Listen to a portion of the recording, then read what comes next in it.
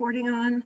So today's plenary speaker is Tom Bartlett, known, I think, to most of you, who's coming to us from the University of Glasgow in the famous Scotland that I love so much. Although I don't know Glasgow very well, most of my time has been in west of that. So I would like to introduce him, and his talk will be, in my poor Spanish, Kubitos en polvo, substance and structure in cross-linguistic descriptions of textuality. So Tom, you may take over. Okay. Let me just get to the beginning of my PowerPoint so I don't give all my jokes away too soon. Okay.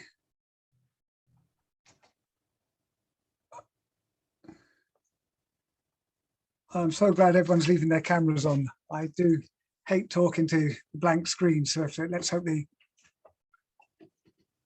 what's it called? The amount of energy that the internet's got is good enough. I've forgotten that word. All of our skills are disappearing after this long time where our vocabulary is split. So, Kubitos en polvo, substance and structure in cross-linguistic descriptions of textuality. So, why the stupid title?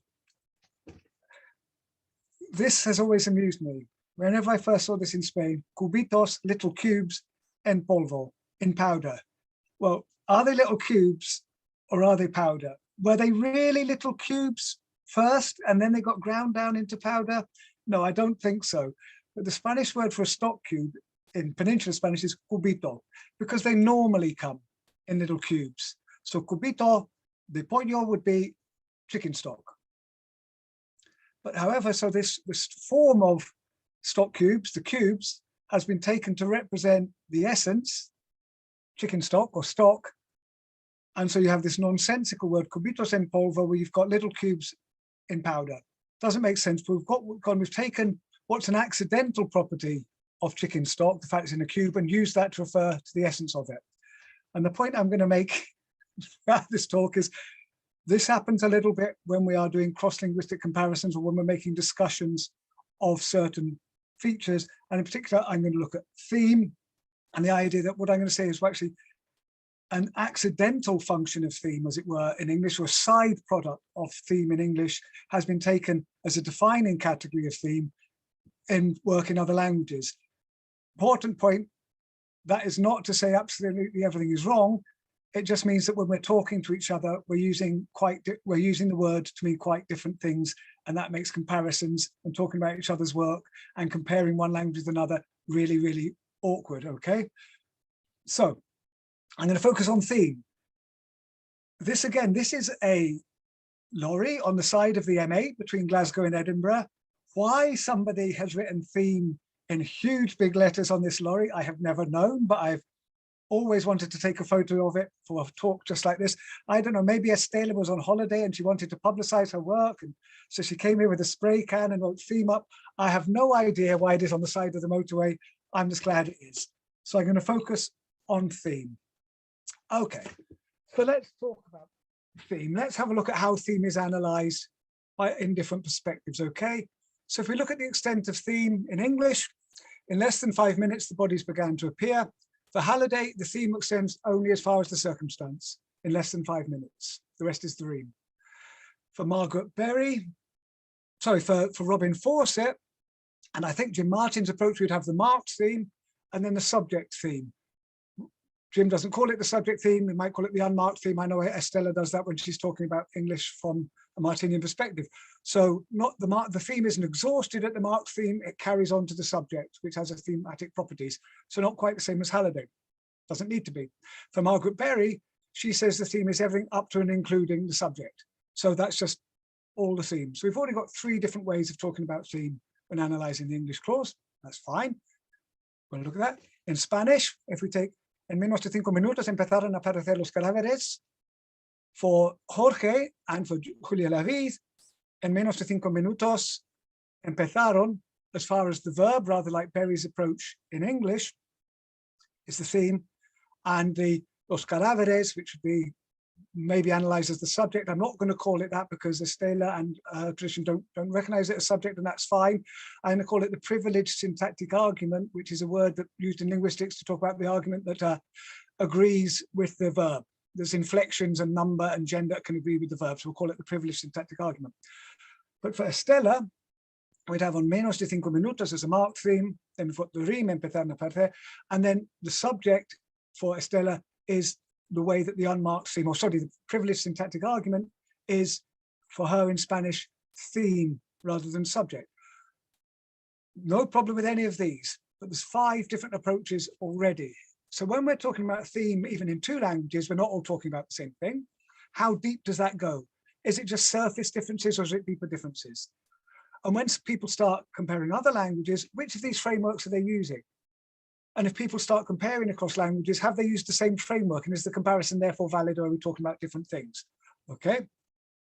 So can all these approaches be right? Surely not. 5 different approaches, they can't all be right. Or can they? And we've got theme as the point of departure of the clause. And I'm taking that literally to mean the point of departure where it starts, not some metaphoric point of departure that might be somewhere else in the clause, but not the departure right at the beginning. But this is recognized in linguistics and a lot of traditions that the initial positioning clause is significant.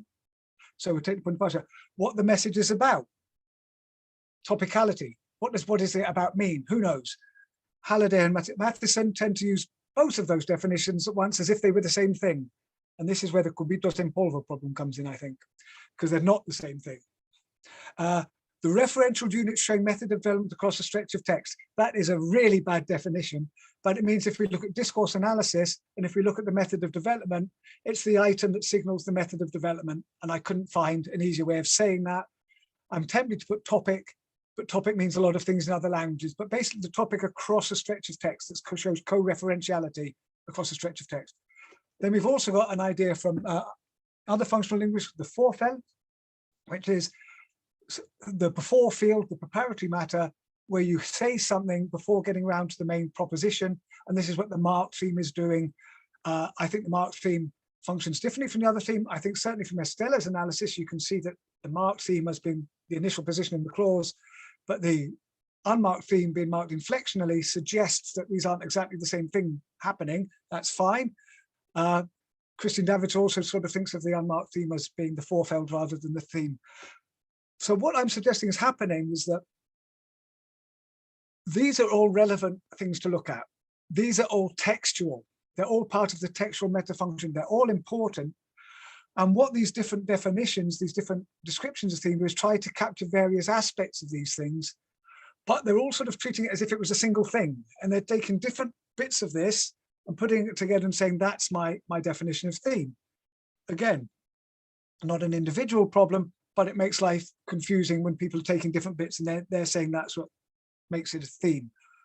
So what I'm saying is the word theme, my main point is that not that any of those analyses don't tell us something, they all tell us something different, but that the word theme is being made to do far too much work. It's carrying far too much a load and it cannot carry across different languages because of that. So the point here, in appraisal, I'm going to have a little move into appraisal here. I'm not trying to say which one is truest to Halliday, which one is the better theory. It's not anything to do with that. What I'm doing is having to see what do each of these approaches tell us and how can we combine them in different ways? What's the most effective way of combining them, taking all their insights and teaching us something new? Okay, so I'm really not saying this is what Halliday meant back in 1967 when he first used this term or whenever, but you've diverted from that, or you're wrong and I'm right. What are all these definitions and workings of theme telling us about textuality and how can we combine them?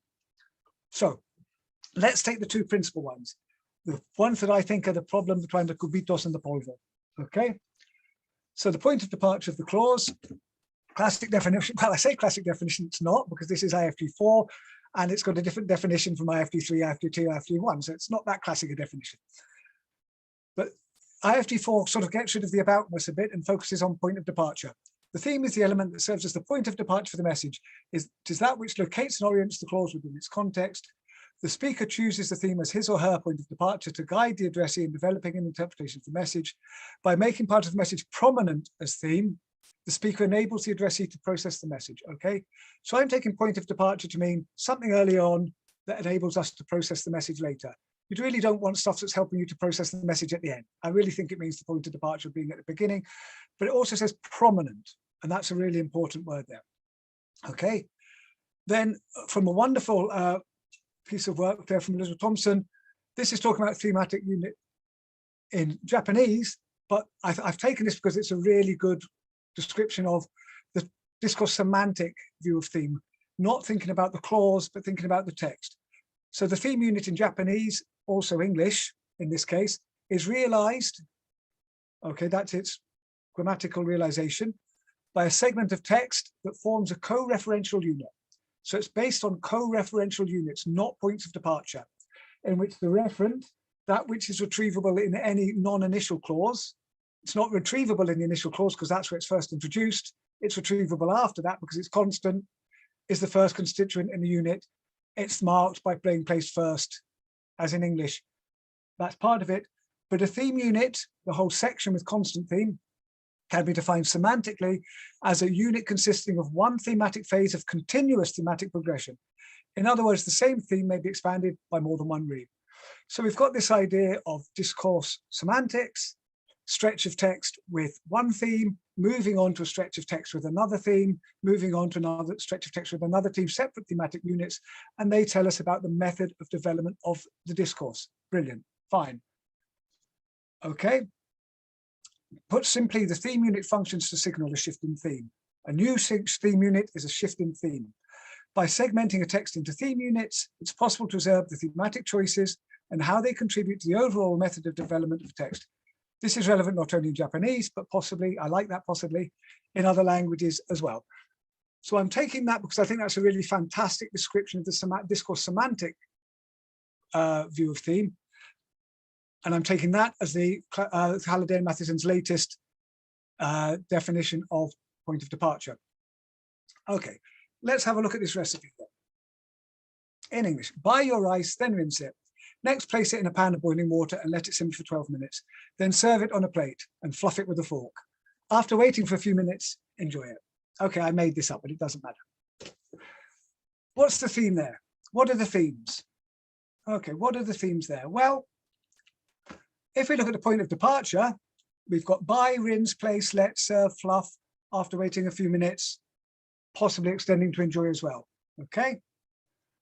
That's the point of departure description. That's how IFG would mark up themes. Let's take the co-referential unit. Buy your rice, then rinse it, let's place it, let it simmer, then serve it and fluff it. After waiting a few minutes, enjoy it. Two totally different analyses. Co-referentiality and point of departure give us two totally different descriptions. Now, you could make the argument that I'm actually missing the point of thematic development there. What I've actually analyzed here is the given elements, and given is one thing, theme is the different element, and by combining them, we can say that yes, the given shows this co-referentiality, but the important point of this recipe in terms of thematic development, taking point of departure as theme, is that it's showing the different phases of buying, rinsing, placing, letting simmer, serving, fluffing and waiting, and that the thematic method of development is moving along those phases. Really? Well, let's change those from imperatives to declaratives. And then we've got, I bought some rice, then I rinsed it. Next, I placed it in a pan of boiling water and I let it simmer for 12 minutes and I served it on a plate and I fluffed it with a fork, and after waiting until it was cool, I enjoyed it. Point of departure gives us all those I's and the co-referentiality. So are you really telling me that the thematic development of that clause, when it's imperatives, is moving from one process to another, but the thematic development of that text, it's all a single thematic unit focusing on I? I don't buy that. I really do not buy that analysis. So I'm saying there's different things going on here, that co-referentiality across text and the point of departure definition of theme are two separate things, but they've been conflated in the literature because they work together very often in English. Okay, and I will develop that point later on. So you can see whenever I see vaguely SFL words written on walls or lorries on the side of the road, I take photographs because now I'm going to look at the lexicon grammar. If I have no idea why someone wrote theme on the side of a lorry, I have even less idea, if you can have less than no, of why someone wrote LG on this wall on the way to the station that I take to work. It could have been a lexicogrammarian. I'm guessing it was probably Leslie Gardner or someone like that, who is a totally different linguist. Who knows? But we'll move on to the lexicogramma now, okay?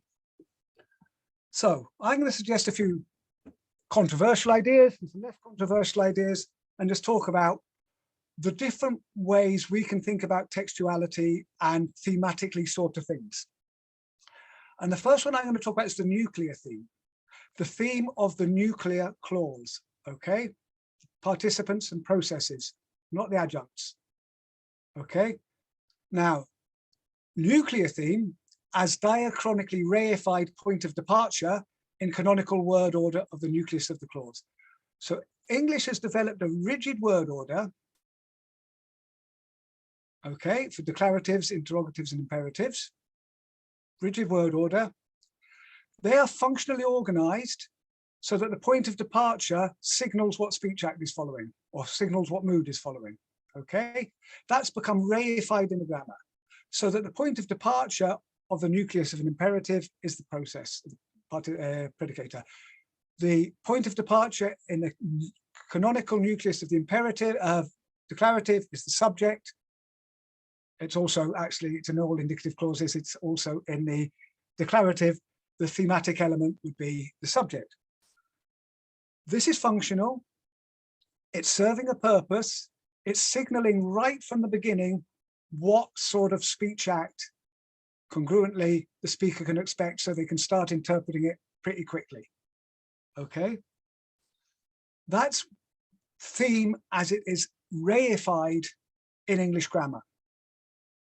Okay, but I'm saying this is not necessarily directly connected to the synchronic method of development of a text in real time. We're looking at two different things. We're looking at the canonical structure of the clause in English, and then we're looking at method of development that has to use clauses and canonical clauses. In these terms, if we've got the unmarked theme, it's important to know what that is. We know what the unmarked theme is. It's saying, actually, don't worry, there's nothing much going on here, nothing to see here, move along everybody. This is just characterological inertia. This is what we do in English, and there's not sufficient reason for me to override it. And I can't be asked overriding it unless I really, really have to. Okay, so that's just what's going to happen. However, we can have textual themes before that. We can choose to do that. We can have interpersonal themes before that. And we can have marked themes before that as the forefelt, preparing us for the nucleus, preparing us for the straightforward statement. This says there is something going on here, and I need to get that out of the way before I get to the business of the nuclear clause.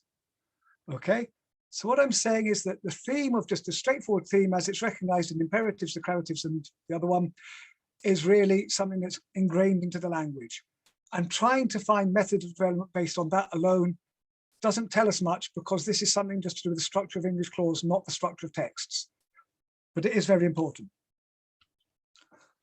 In this sense, we talk about thematic prominence. Again, this word prominence, saying that theme is a way of emphasizing something, stating from the outset that this is important. It's giving it some level of prominence. Also with the forefelt, with the marked theme, it's saying this is really prominent. I've got to get this out of the way first, it's important. So we see this diagram all the time. The theme to re movement, diminuendo, the given to new movement, crescendo towards the end of the clause. That, by the way, really suggests linearity. It does not suggest that the point of departure can be at the end of the clause. But this is based on English. But again, it's to do with theme as point of departure and this idea of prominence. Well, let's take a slightly different approach. Actually, where the word theme first came from into English, where Halliday borrowed it, was from the Prague school, thema, okay? The functional sentence perspective, when the Prague school was interested in the dynamics of a clause and how information was presented in the clause in terms of how new it was, how unexpected it was, how much communicative dynamism it had, how much new information it contributes to the clause, and trying to see how that was reflected in word order. Fierbash and Danesh, apparently Czech is more or less organized that way, that you go from the least communicative element to the most. You really go from given to new, and that's how the clause is organized. You can't play about and put new at the beginning. Apparently that's the organizing principle of check. But so they looked at this, and this is where Halliday borrowed it into English. So by functional sentence perspective, we understand the distribution of various degrees of communicative dynamism over the elements within the sentence clause. This distribution being determined by the cooperation of the grammatical and semantic structures of the sentence under certain conditions of contextual dependence. There is not one single way to identify it. It is a interaction of various grammatical markings and lexical features that tell us which elements are communicatively dynamic and which are not. By the degree of communicative dynamism carried by a sentence element, we understand the extent to which the sentence element contributes to the developments of the communication, to which, as it were, it pushes the communication forward. Now, we talked about theme coming at the beginning. That's not what it comes from in the Prague School. Theme in Prague School is the lowest communicative dynamism, the element with the lowest communicative dynamism, the one that is least salient. So it's really hard to think of thematic prominence in SFL being connected with theme in the Prague School and where it originated. Halliday hasn't just taken the notion, he's changed it quite a lot. And this has important repercussions. So for example, when we look at thematic progression, this is an idea that actually came from the Prague School. Linear theme, constant theme, derived theme come from the Prague School. But they were talking about tema, with the element with the least communicative dynamism. So then just to borrow that to talk about the same thing happening with theme, which has got a lot of salience, it's a bit of a perversion, to be honest. But let's have a look at that. Let's look at the themes in this text, which is a real text, apart from one or two little tweaks. If your iPad touch phone, if your iPod touch, iPhone or iPad is broken, Apple does not fix iDevices.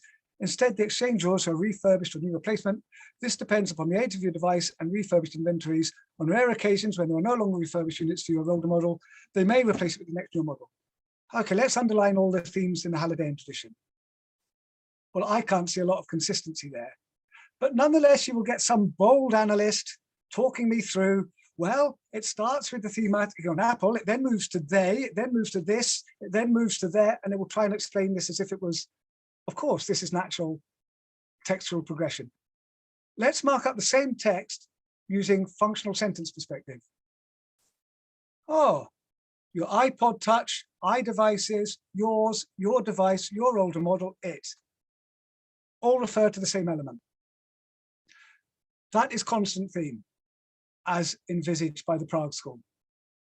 It is because the element with the least communicative dynamism is co-referential all the way through.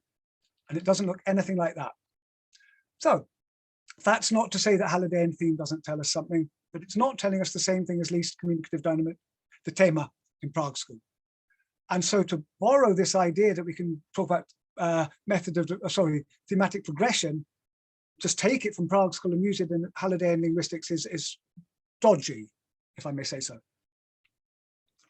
What about this then? Aboutness, topicality, the point of departure, and method of development. Let's mark up this text. I'm going to mark it up. Okay.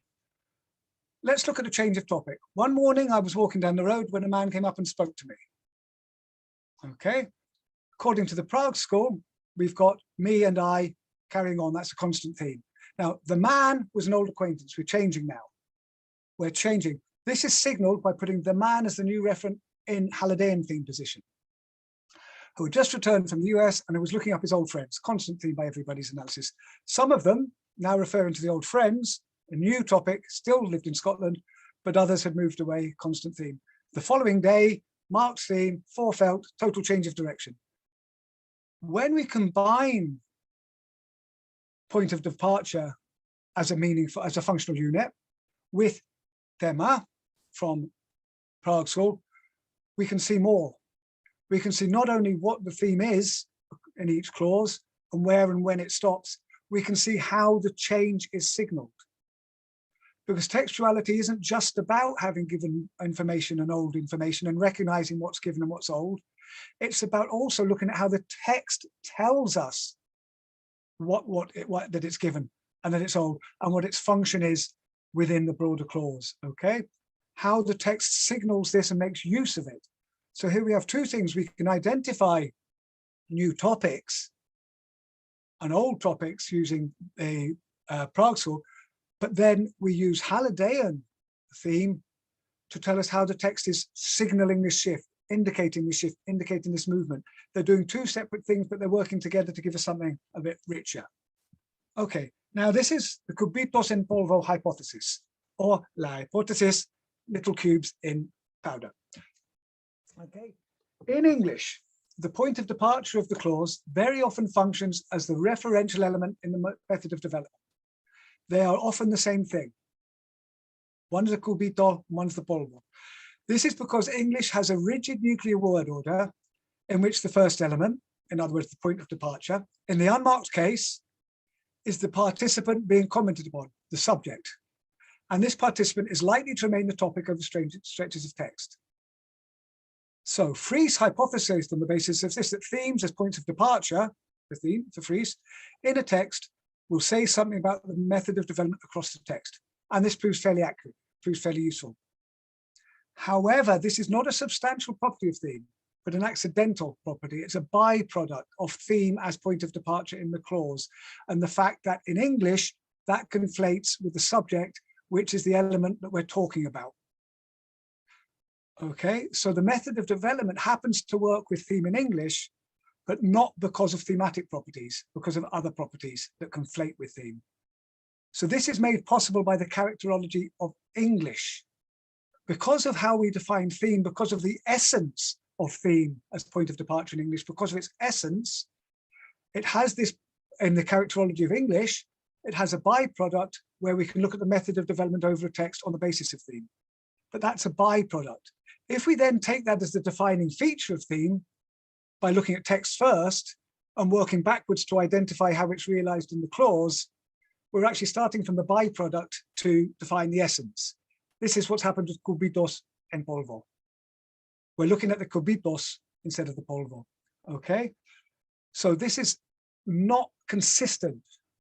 Yes, of course, it's important. How do we look at method of development in languages other than English? Got to do that. But to use that to define theme is putting the cart before the horse if we want to compare with other approaches to theme, okay? Basically what I'm saying is the reason this has come about, this idea that we can identify theme from the method of development, is because of an accident of English grammar that's not transferable to other languages. So what have we got?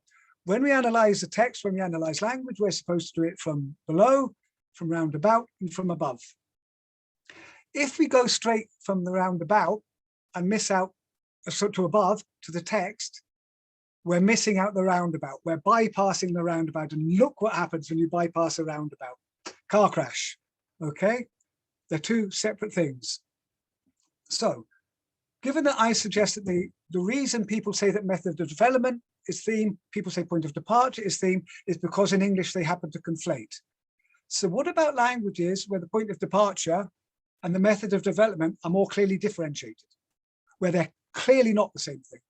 Well, these would include languages with fixed word orders in which the first experiential element is not the subject, or even maybe a participant.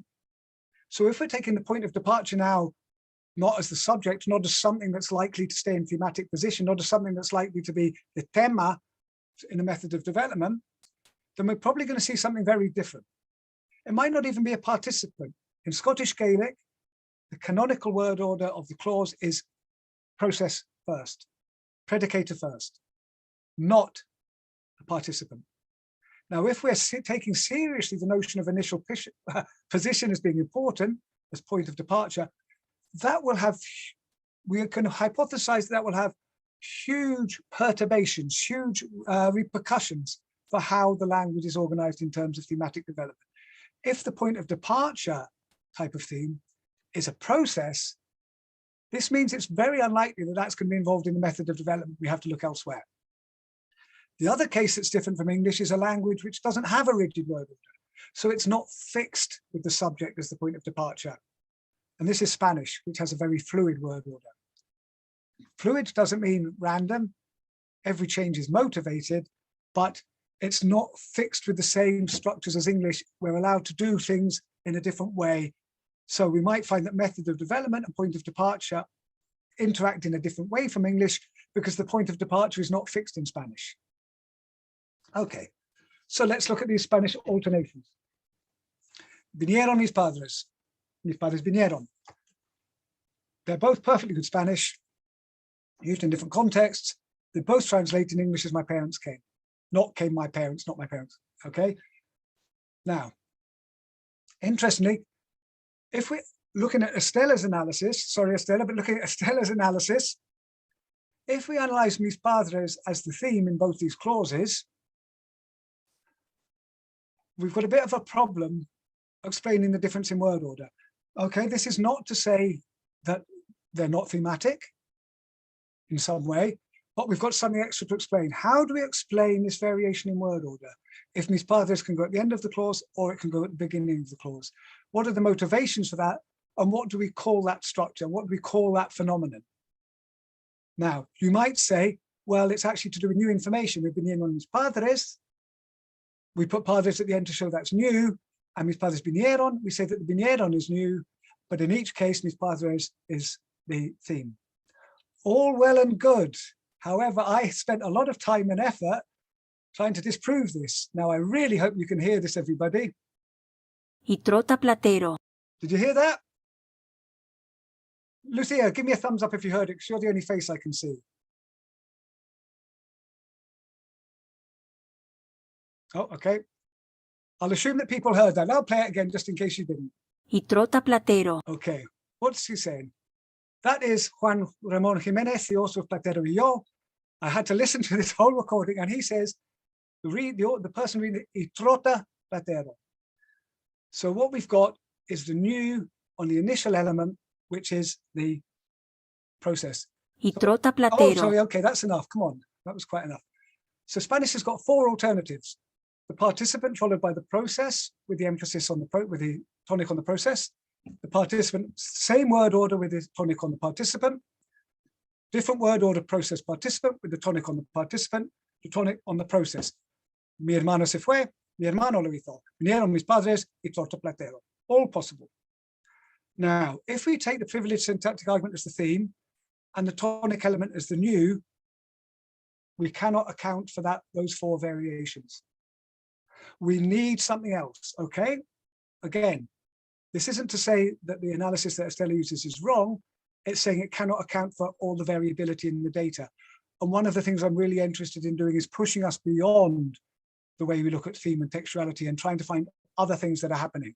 This suggests Spanish does something that English can't do, that there is an extra factor being in there. Okay. So I asked my Spanish speaking friends, first of all, I asked them, where do you hear the stress in this sentence, just to make sure? And they both agreed it was trota, before I was telling them what I was doing. And then I said, and then one of them volunteered this. Trota platero is a happening. Platero trota is a doing. Now that's really, really interesting. This was not a lay analysis because it came from a linguist. However, it actually relates to another field of research on textuality, language characterology, language typology, which is the thetic categorical distinction. Now, what this distinction does in principle, it says that in English and other languages, we've got two ways to present information. We can say, for example, President Truman died, where we've got two peaks of prominence. We introduce the act of President Truman. This is how it's realized in English. And then we say he died. It's like two propositions, as opposed to President Truman died with only one tonic wave. And what they are saying this does in English and different functions in other languages is instead of presenting something as a categorical judgment, which is making a statement about a subject predicate analysis, okay, or subject residue analysis, I suppose in SFL, it's just making a single statement. In other words, the difference between a doing, platero is doing something, and just a general happening, platero is trotting, undifferentiated. So this is already something that's already seen to exist. Interestingly, what this article says, what this tradition says, is that when you have languages that are not topic theme languages, but subject predicate languages, the unmarked grammar will make the categorical judgment. You introduce the subject and then you say something about them. But that there are certain marked structures, more complicated and less frequent structures, that allow you to make the thetic distinction if you want. However, what I find actually more interesting is in my work on Scottish Gaelic, I'm suggesting that this isn't just a marked option. I'm saying this is a defining characteristic of Scottish Gaelic, that it's a predicator first language, and that is indexical of the fact that it is not giving prominence to one particular participant as the subject. It's just presenting things as happenings, as the default setting, as the inertia. If there's enough reason to highlight someone as the subject, Gaelic can do it. But that's the marked structure in Gaelic, so it's the opposite. So when we look at the text of the Gaelic clauses, I take two parallel texts. This text was written in English by a native Gaelic speaker who then translated it into Scots Gaelic. So it's a translation of her own work. So we would therefore really expect the method of development to be constant between the original and the translation. It's not like a retelling of the story. It's not like a totally different story. It's the same story told in the same way. But we notice that if we look at the English, take this section, we take the themes in English, we, it, this, in it, they, Finley. Okay, not totally constant, but we've got all the nouns there and some sort of progression. What happens if we take the Gaelic? Well, if we just take the first experiential element as the point of departure, we've got kept on, reached, small house, two brothers weren't, a slender thin man, he, an elegant serious man, him began. Totally different. So we cannot really assume that the first experiential element in Gaelic is how we talk about the method of development, because it's just so different. Or maybe say, well, let's forget the verb. I don't like this crackpot theory of yours, Tommy. Of course you can't have the predicator as the theme. Let's just go to the first nominal group. Why? Because English does, okay. But then we get we, small house, two brothers, they, a slender thin man, he, an elegant serious man, him, still totally different from English. So I'm suggesting here that the characterology of Gaelic, the fact that it is a thetic language that starts from the point of view of the predicator from the verb, has huge repercussions through the language. Repercussions in terms of the point of departure, repercussions in terms of topic, repercussion in terms of method of development. What works for English will not work for Gaelic. Okay, you cannot find a single element in a Gaelic clause that you could then highlight and say, this gives us the method of development. It just doesn't work. It's using totally different textual procedures. So to talk about theme in Gaelic and compare it with English is pretty nonsensical. Okay, so I was saying Gaelic is a thetic language. Why? Many, many reasons. Estella would have seen several of them on Wednesday in a roundtable we were at. I've written on it. The point of departure in the nuclear clause in Gaelic is the process. We quite often find normalized processes as participants. We normally talk about the processes as if they were participants. It gets rid of agentivity, gets rid of the participants. Agency is downplayed across the grammar in hundreds of different ways throughout the language. And Gaelic clauses may even lack an independent nominal group. They were called bruchach ora. That is a passive verb without any pronominal inflection, without any subject inflection. It's purely verbal. And then a prepositional phrase, ora, which means on them, conflated. You could translate it by adding a participant if you wanted in English. In English, you'd have to, but Gaelic doesn't need it.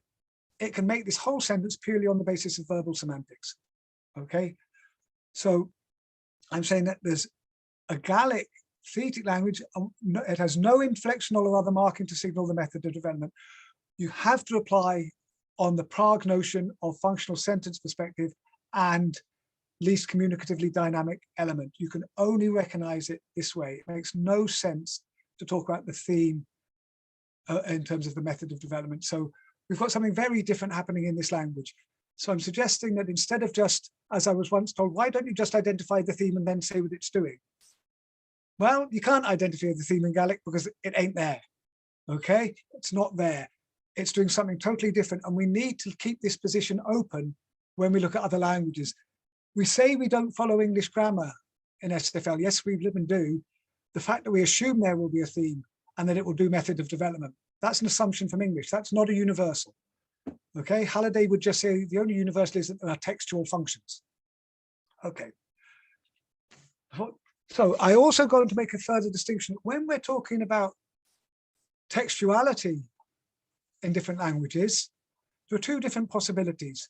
There's textualization, the imminent production of coherent language, where from clause to clause, we're signaling the connections between the clauses, making a coherent chain, very micro level, moving elements about in order to show the relationship to the previous clause. And there's also texture, which is how the quality of whole text as cohesive products. We can use the textual resources of language to emphasize either of those. All languages do both to some extent, but the Gaelic, I suggest, focuses on this low-level textualization, micro-cohesion, and doesn't really attend to large patterns across the text. English, on the other hand, by placing the subject in point of departure position in the unmarked clause, attends to continuation of topicality and the structure of text and the method of development of text overall. So we've got another variable here. We're not just looking at texture metafunction in terms of method of development across the text. There's another way of thinking about it. And I would hypothesize that Thetic languages tend to focus on textualization, local resources, but categorical languages, which are focused on a subject, point of departure subject, or subject very prominent, will tend to demonstrate cohesion across large stretches of text and not so much at the local level. And that's what we see in those difficult to explain stretches of text that don't show thematic cohesion, because there's micro disturbances. All languages need to attend to both at different times, and at times English will attend to local cohesion, and this will create disruptions in the thematic progression, the method of development, and at some time, and Gaelic can signal method of development over the course when it wants to. But there is a certain proclivity in each language, in its characterology to do that. So again, we must get rid of certain assumptions about textuality, about theme. Okay, so building on this, we've got Jorge and Tom's airport hypothesis. This is when we were sitting in the airport in Leiria, coming back from Portugal, talking about this. And we would say that categorical languages, languages which are arranged in, there was this participant, and this is what they did, they more readily conflate point of departure and the method of development. We see this in English. It's easier to read the method of development from the point of departure. And they would need a marked structure if they want to focus on the process. If they can do it, but they have to play about with the grammar and do something unusual. But in the opposite sense, Thetic languages such as Gaelic, if you want to focus on the participant, you need a marked structure. You need to, in the case of Gaelic, use a cleft structure to thematize, in terms of point of departure, to thematize, to make salient the participant. And that means that they do not mark method of development directly by lexicogrammatical means. And that's a repercussion of being Thetic. However, so you'd have English at one hand, point of departure, method of development, largely the same, can override it. Gaelic, on the other hand, they're not the same, but every now and then they are. But you've got languages with fluid word order, such as Spanish, can more easily accommodate both perspectives. Mis padres vinieron, vinieron mis padres. It's not really disruptive in Spanish. I bet you wouldn't really even hear that one was a marked structure, because they're both very common. The fluidity of Spanish, the fact it hasn't got this rigid word order, means it's free to accommodate to a Thetic perspective, to a categorical perspective, without having to damage the canonical word order too much. And so there's, instead of just looking at theme in terms of method of development and stuff, there's lots of other things we need to look at. So going back to this question, they can't all be right, or can they? Yes and no. Yes, in as much as all these four and many other categories are textual phenomena that we have to explore. And they are realizations of textual marking that we have to explore. But they're wrong to call them all theme, because the continuum of the meanings of theme gets so tenuous that the first element and the last element share nothing in common, like a language continuum. Sure, we can trace the connection between them all the way, but at the end of the day, theme can be made to do totally independently. So please, this is my plea. Let's talk about textuality.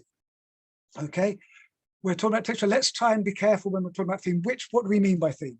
Is this, and when we compare between languages, am I comparing the same thing? I try and avoid the word theme altogether now because it has too many meanings. Talk about point of departure, or thema, or topic. Okay, so as Jim Martin says in a very, very wonderful article, and I'm drawing to a close for those of you who are watching your clocks, in cross-linguistic comparison, the problem lies not in finding the related category, such as theme, square brackets, but in deciding whether it is sufficiently similar to function to count as the same phenomenon. So when we're talking about theme across languages, are we actually talking about the same function? This is not an easy decision to make and immediately raises questions about the definition of the category taken as the point of departure. Interesting that Jim uses the phrase point of departure, that made me laugh in the contrastive analysis. So when we're comparing Spanish and English, and we're talking about theme, is our definition of theme actually the same thing here, or any other language we're talking about? This suggests an alternative methodology rather than saying, I'm going to look for theme in Serbo-Croat, or Serbian and Croatian, as we now say. I'm not going to look for theme. I'm going to look for certain functions of a text and then see what happens in that language. Let's start from the functions, not the categories, to avoid false transfer comparison. However, a point Jim also makes in the same article, but one which is made by Del Hymes, picked up on by Blumert, modern linguistics has consistently overlooked the problem of functional relativity, often wrongly taking functional stability and formal variability as the central assumptions of analysis.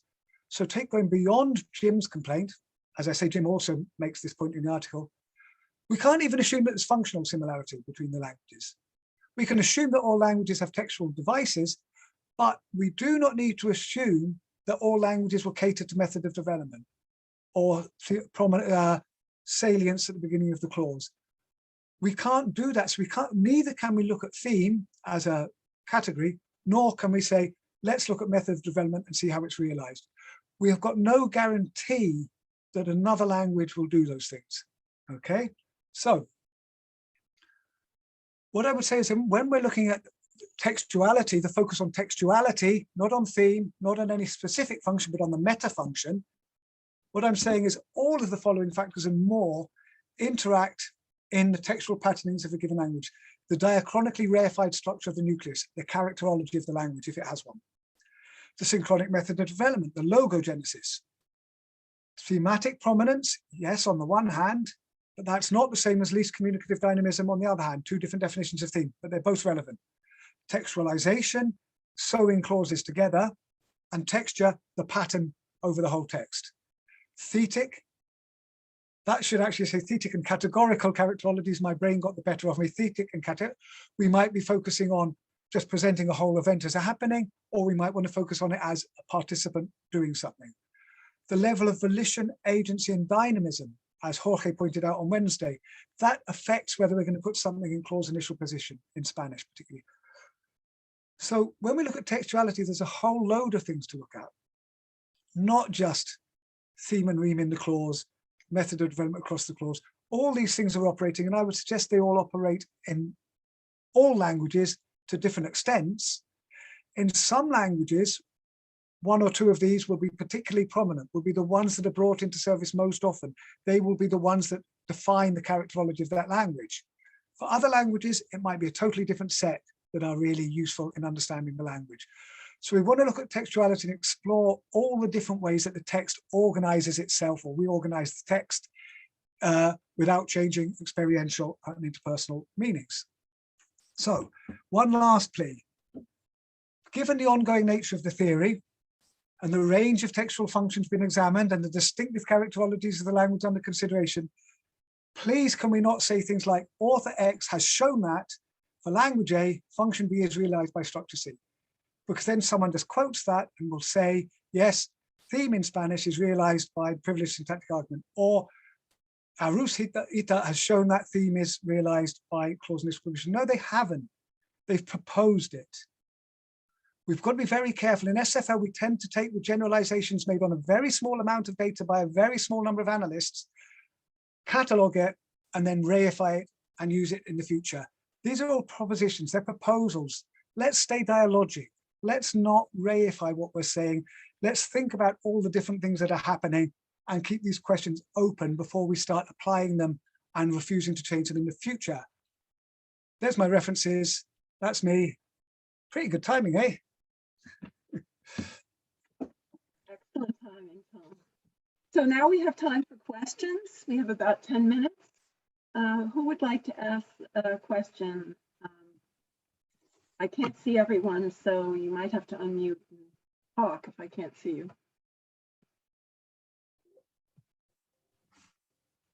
Teresa, Hi, Teresa. question? Unmute yourself, Teresa. There you are. Oh, no, I was clapping. Oh, you were clapping. Thank you, Teresa. Question. Thank you, Tom. It was a Nice to see very, you, Teresa. very well done reasoning. You know, I really enjoyed. I don't have a question yet, but I really enjoyed. That's fine, that's fine. Okay, other questions? You can also make a comment. Jamie has a question there, Jackie. Go ahead. Hi, Tom, and everyone else. Hi, Jamie. How are you doing? Thank you so much for that, Tom. That was excellent. It just made me think of something, especially when you're talking about Scots Gaelic or Gaelic, if I can jump on the Celtic bandwagon just very quickly, because Welsh obviously works very similar in terms of having a predicator as a first element. I guess interestingly, apart from some types of sentences, particularly descriptive sentences such as Cardiff is a capital of Wales, Geraint is the tallest person, these kinds of things, which are more kind of the not the doing sentences, but the being sentences where that usual predicator first structure is broken and actually the subject comes first. So I was wondering if Scots Gaelic does something similar and whether that actually chimes with a potential reason why the language has reified that particular order in those types of sentences. Okay, so mentioned today. I'm not sure how that structure works in Welsh. I know it's not quite the same as in Scots Gaelic. In order to say Cardiff is the capital of Wales, in Scots Gaelic, you would have to say Cardiff and Ballamore, Cymru. You would have to use a cleft construction with an identifying phrase. And you hear this when people are mimicking Irish English. It is Cardiff that's the capital of Wales. So this is a very marked structure. So this is my point. This is one of my arguments, that if you want to highlight the prominence of a particular participant and put that at the beginning of the clause in Celtic languages, then you need a marked structure. It's not the normal thing to do. But notice, secondly, now in Gaelic, you nearly always have to have that she, that copula, which is actually verbal. And so in that construction, in that cleft construction, you actually still have got a process at the beginning. And what that allows you to do, by my reasoning, we stick to the Gaelic word order, but it allows you to put the tonic emphasis at the beginning of the clause because you've got that minor clause, Cardiff, it is Cardiff, the capital of Wales. So the characterology is working in several ways. It's having this minor construction in which the Scots Gaelic nearly always has, I'm not a phonetician and I'm not a native Gaelic speaker, but my understanding is that the new is really, really always, it's hard to put the tonic at the beginning of a clause in Gaelic. So you have this minor clause, Cardiff, that allows you to do that, and then you continue with the cleft construction, and that allows you then to focus to make thematic new Cardiff or anywhere else. The point being that this is a very, very marked structure, and that so Gaelic sometimes has to overcome the inertia of starting with the process. When there's enough reasons for it to do so, it will do so, but it will only do so if it has to. It's not its natural characterology. So I don't know, and Welsh, very quickly, James, can you, I think in Gaelic you can drop that predicate, the copula verb sometimes, but it's sort of fun.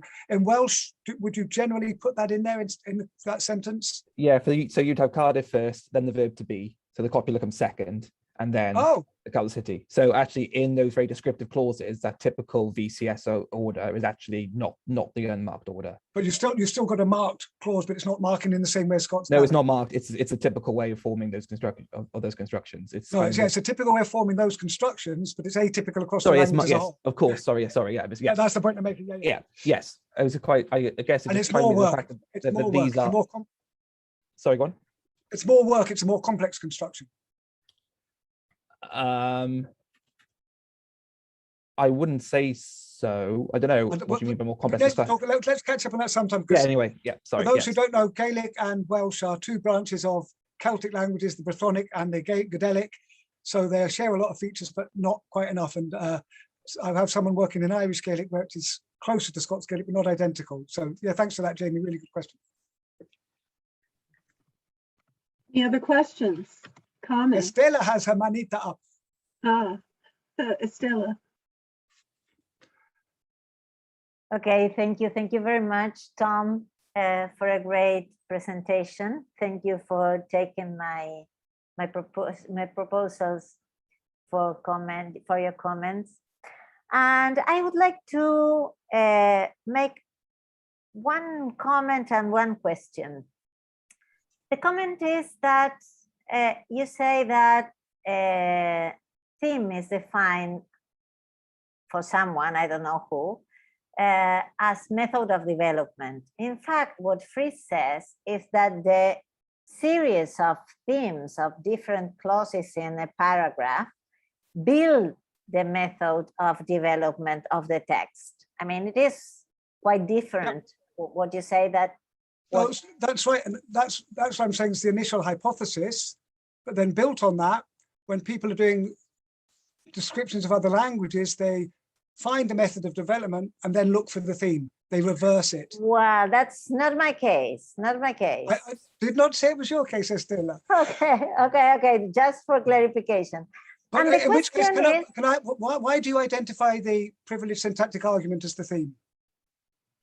because, well, I mean, it was very difficult to decide what element was theme in Spanish, because yes, I paid attention. I have to concede this. I paid attention about how the method of development was construed in a text. And well, if you take the definition of the point of departure textually understood, I mean, as the first element of the clause, well, it is very difficult to claim that the series of themes build the method of development, which is not the same of saying that theme is the method of development, which is different. If you take this interpretation of Martin's about how to understand the point of departure, I mean, if you have to understand it as, I mean, textually as the first element of the clause, when Halliday says that this is a typical occurrence in English, but only in English, not in other languages. So I consider this understanding of Martin about that the meaning of point of departure is the angle construed, the construing of an angle or a perspective from which look at the text or at the rest of the clause. Yeah, okay, so just because we're running out of time, and I'm not saying that is wrong and that's not telling us something, but you clearly demonstrate that you are actually trying to work out which is the element that leads to the method of development of a clause and working backwards to do that. Okay, yeah, because it's wrong, but you're still telling us something very, very useful, but it's not the same thing as, and that's what I'm worried about. It's not the same thing as people who are looking at theme in terms of the clause internal dynamics. They're different things, and we're learning different things from these two different perspectives. That's why I propose to look at the clause from discourse and then from above. I mean, how is the mean of, which is the mean of realization of theme? How theme is realized in a language as Spanish, for example? It was very difficult to find which, because it wasn't segmental, it wasn't at the beginning of the clause. I mean, so you need to find what is signaling that some element is theme in the text. And what I found is that what's your definition of agreement. theme? If you're looking to see what element is signaling theme, what's your definition of theme to start with? My definition of theme is that Well, you theme have to have a definition is of theme before you can find it. Oh,